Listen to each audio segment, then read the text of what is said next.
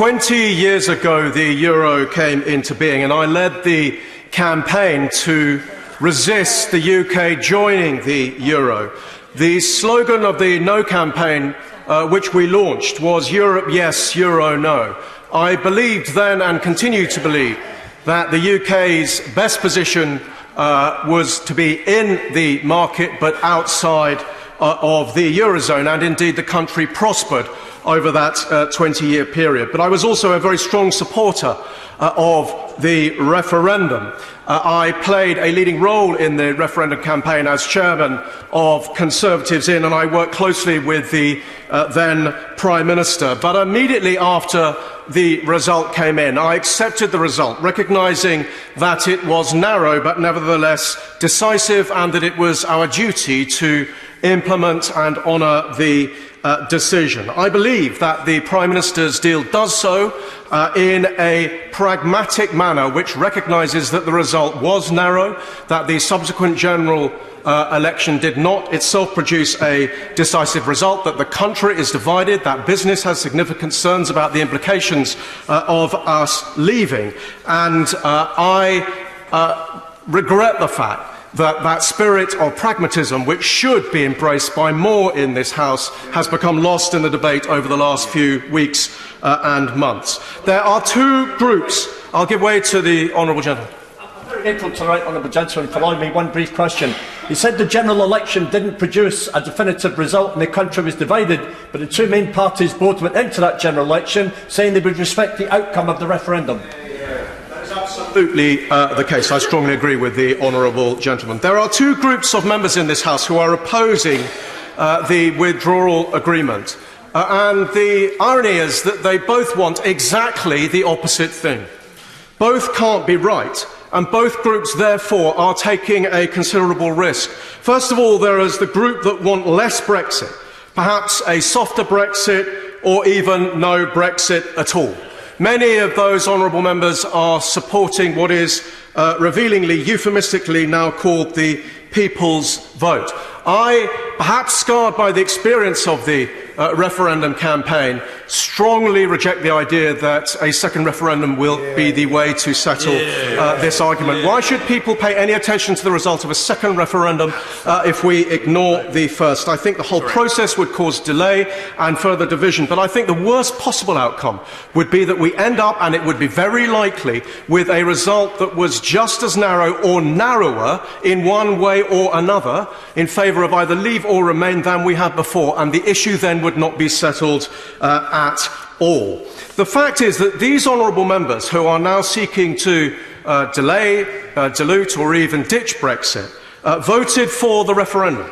They voted mostly to trigger Article 50. They stood on manifestos, as the honourable member just pointed out. And this group is taking a significant risk, because the truth is that this House, in legislating to implement Article 50, set the country on a track, a course, on a timetabled a process of exit, which means that the default position is that we leave without a no deal. And although honourable members who are now seeking to oppose the withdrawal agreement because they want less Brexit or no Brexit believe that's what they can achieve, they might not be right.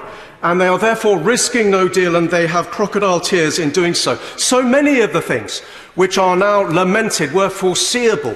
The Article 50 process was foreseeable. It was warned about during the referendum campaign. So was the position of Northern Ireland. So was the position over Gibraltar and indeed the Union. The second group of honourable members who are opposing this deal want exactly the opposite thing.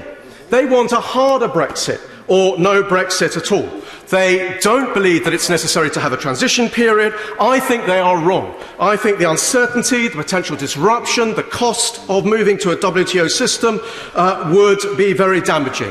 While I think some of the risks are overstated, I do not think they are risks that we should take. I speak as a former police minister who was involved for a short time in dealing with the potential impact of the fuel protests. That experience was very sobering, just as it sobered my right honourable friend, the member for Dorset, when he was in charge of such matters. I think this group of honourable members undervalue the importance of striking a deal with our largest single market, with whom we do half our trade, and I think they are oblivious to the fact that leaving with no deal would be a huge act of protectionism. After all, if no WTO rules were so good, why do we seek trade deals with anybody at all? But the important point is this group, who want to oppose the withdrawal agreement because really they want no deal at all, they're taking a risk as well.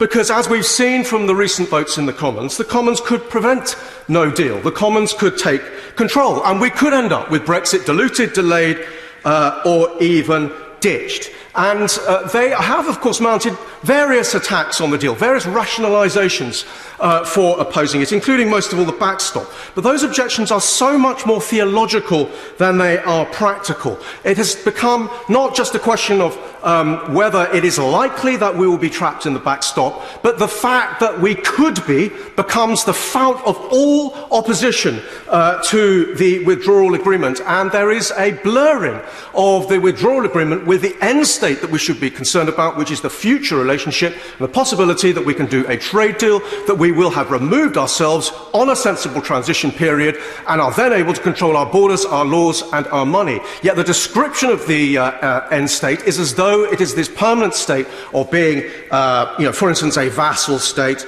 and so on. These campaigns on both sides, I believe, are exacerbating division. A division on the no-deal side because they fetishise betrayal and tell everybody that they are being let down, that there are traitors and so on. Division on the People's Vote side because they are encouraging people to believe that this process can be stopped when, less than 3 years ago, the public voted to leave. And in truth, there's been little movement in public opinion. Opposition has descended to mostly pejorative attack. I would say to honourable members on both sides, prepare to climb down, because both of you cannot be right. One of you is not going to get what you want, and the right thing to do is to support a pragmatic exit, which is what the withdrawal agreement actually offers.